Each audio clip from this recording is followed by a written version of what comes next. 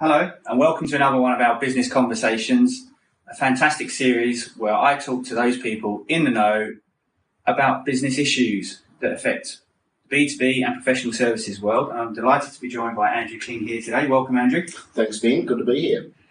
And today we're going to talk about a little bit about what Andrew does, which is a lot in the world of eDiscovery. He runs a legal tech hub, and he also runs New Zealand's premier legal conference, and I'm allowed to say that, not just because I speak at it.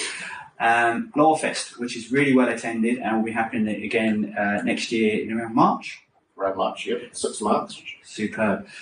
You won't want to miss that. You won't want to miss what we're discussing today as well. You won't want to miss all the previous ones and the future ones we have upcoming on our channel. So remember to like and subscribe and hit that bell notification to see all these business conversations. But enough about that. I really want to get into what we're talking about today. So Andrew, just to get us started, can you tell us a little bit about yourself and your career path and what took you to where you are now?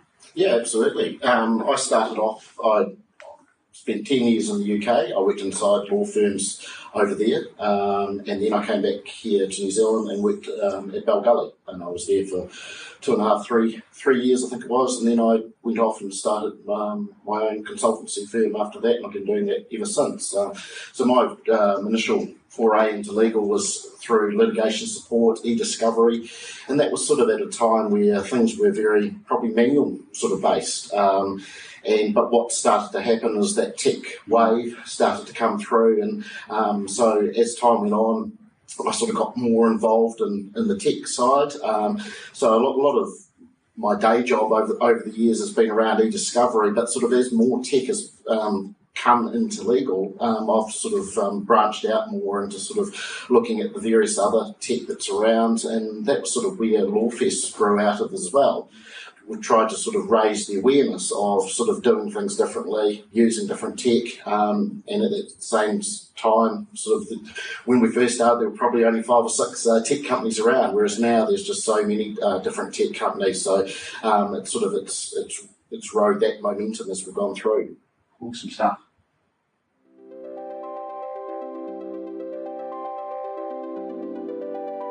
So Andrew, cast your mind back. When you first got into the world of eDiscovery and helping law firms, what were the initial reservations that lawyers and law firms and practice managers had with using eDiscovery?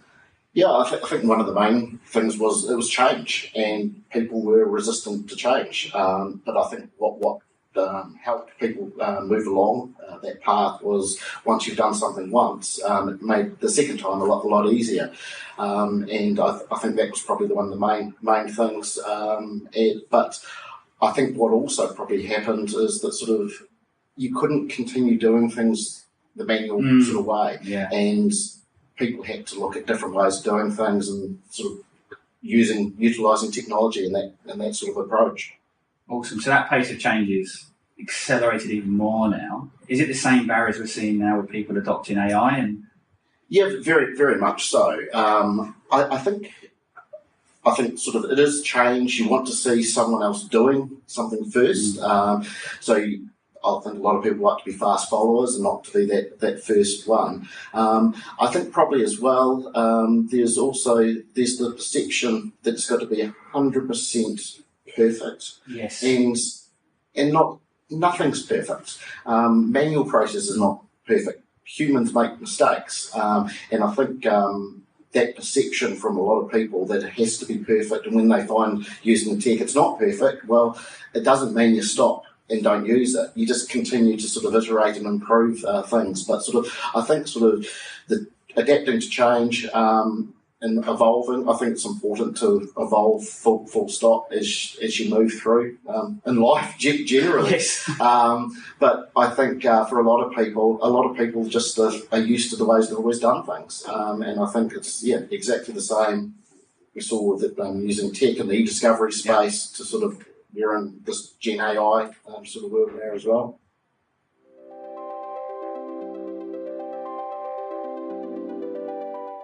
So moving on a little bit further, can you highlight for our audience some of the key challenges you see and actually key opportunities in the whole world of legal tech and what it would mean for people?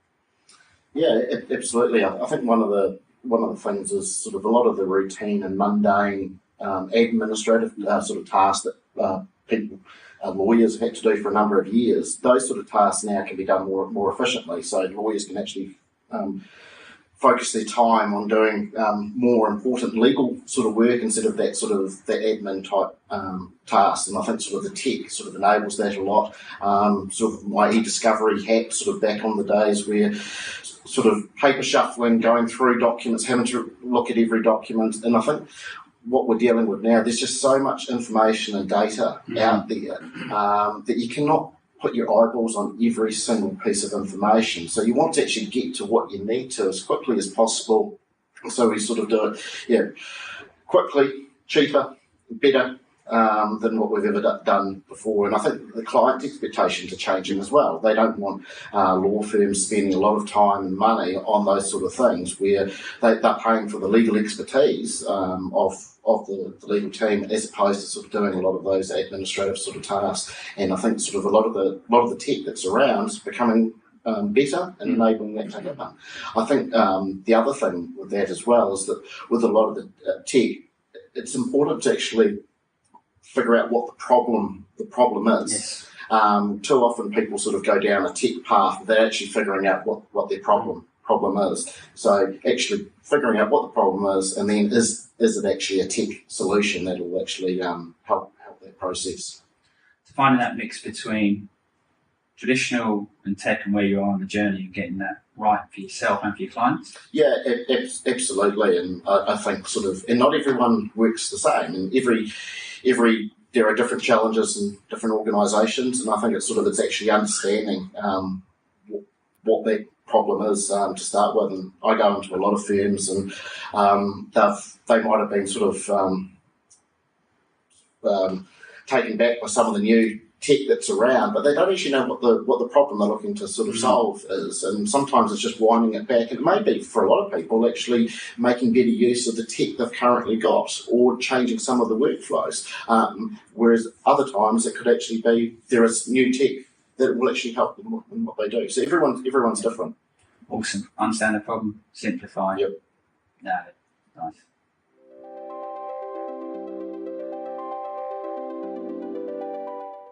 So, legal tech has sped up the need not to necessarily be face-to-face, and yet your conference, LawFest, brings people together and talks about legal technology, and it's been highly successful. People put it in their calendar and come every year. Why is this? I think probably during the COVID sort of time where there was just so much content available online because people had to do things differently, I think what it probably enabled us to do with the LawFest is sort of focus on what were the key reasons that people were actually coming to an event.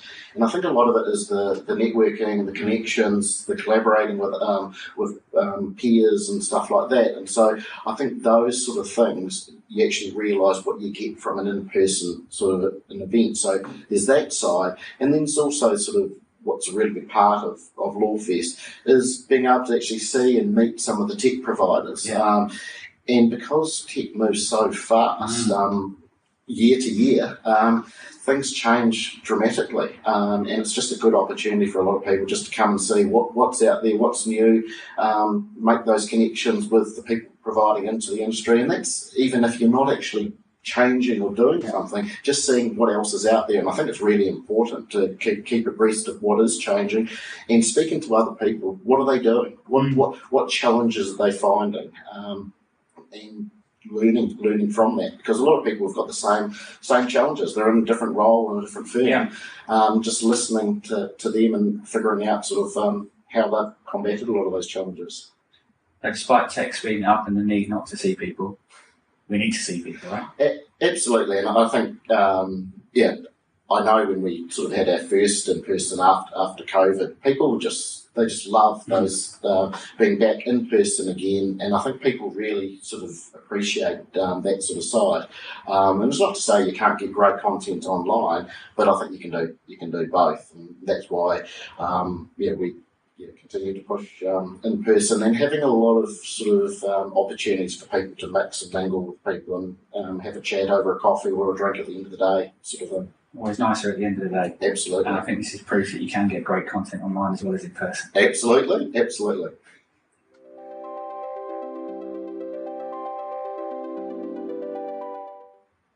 So, Andrew, to grow your own businesses, you've had to use digital marketing, social media, all that really cool and good stuff. So thinking about that, what advice would you give law firms or even other businesses actually out there to do the same? I just think it's a no-brainer. It's essential in this day and age. You've got to be visible with your digital marketing. I know we do a lot around social media. I think what's also really important is to be authentic, and this couldn't be more important for lawyers, because why people engage with lawyers, it's for that personal brand. Yes, they are working for a firm, but it's also their personal expertise in that as well. And no one likes to see sort of a completely manufactured type sort of social media post that sort of be authentic, be real, so people actually resonate with you. And it is so important. And I think people are getting that. It is, I know for myself, the amount of people that actually reach out and connect with you on LinkedIn. I know up here in Auckland, whenever I go somewhere, I usually flick out a message to say, "Hey, I'm going to be in Auckland. If you've got time to catch up," and the amount of people that reach out to you through LinkedIn or something like that, and you just make impromptu sort of catch up for a coffee sort of thing. And I think people will appreciate that sort of thing, but you're visible. And I think that's really, really important. And it's fascinating as well, because if you're asking, do you want to meet with me? They clearly want to meet with you, actually, so you've got a good meeting. Absolutely.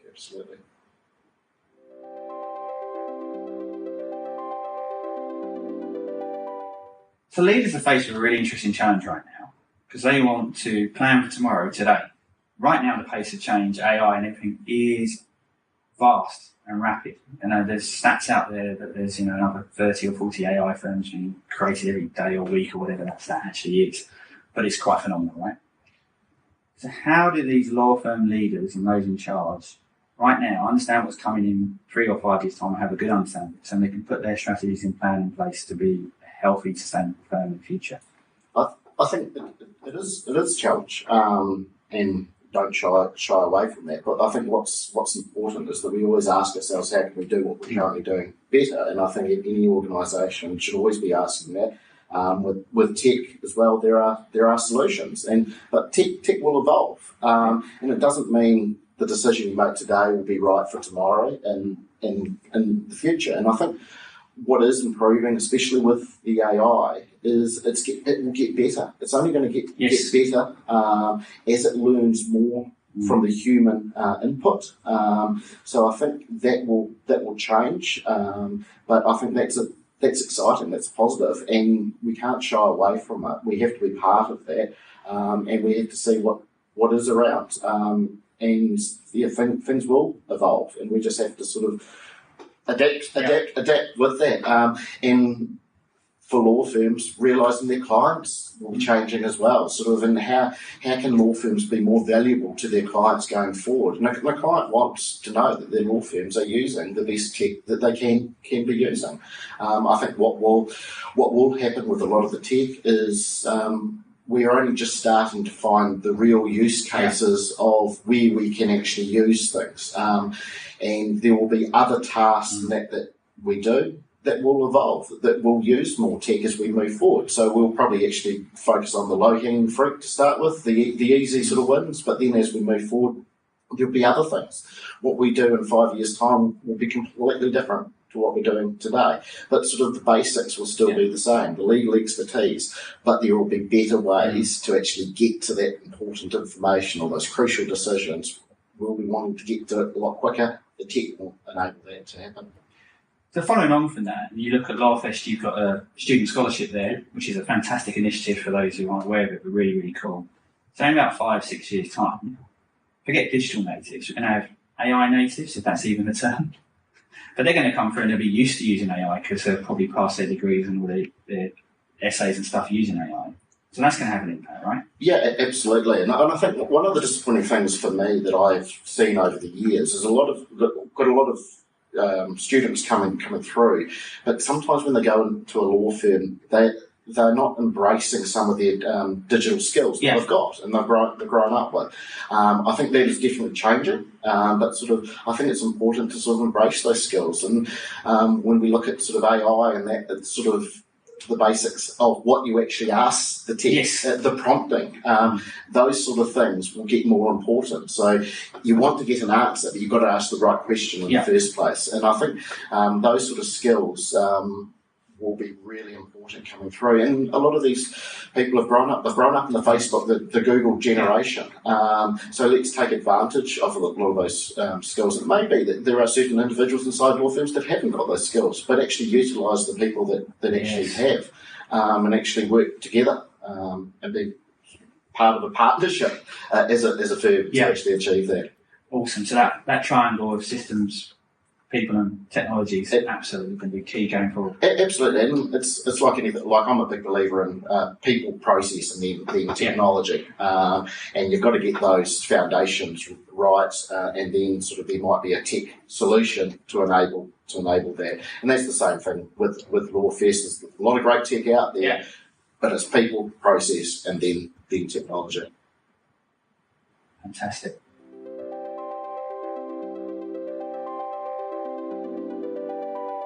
So everyone who's watched this series will know that we ask the same question at the end, and I enjoy it, and our guests give us a really good answer. So, for a bit of fun, what's your one piece of BD advice for those watching today? What can they do to increase their client relationships or their marketing, wherever it might be? I think one of the key things is networking and connections, and taking every opportunity to sort of enable and facilitate that. We talked about LawFest and networking and connecting. I just think it's really important to sort of network and connect with people. I know I do a lot of going out. You listen to what people's problems are, because you can get a little bit too isolated in your own sort of world, and actually understanding what challenges people are going through. So sort of networking, connecting with people, listening to what they are, and even for like LawFest, it enables you to sort of actually see where people are at, what's coming ahead, what they want to find out more about, what are the challenges they've got. So I think, networking, connecting with people, just so important. Awesome.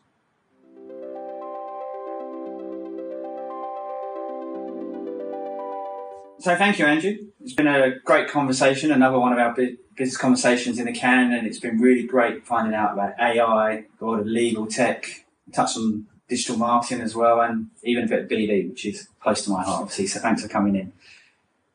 Thank you for watching. It's been another really informative session where we've dug deep and heard from those people in businesses.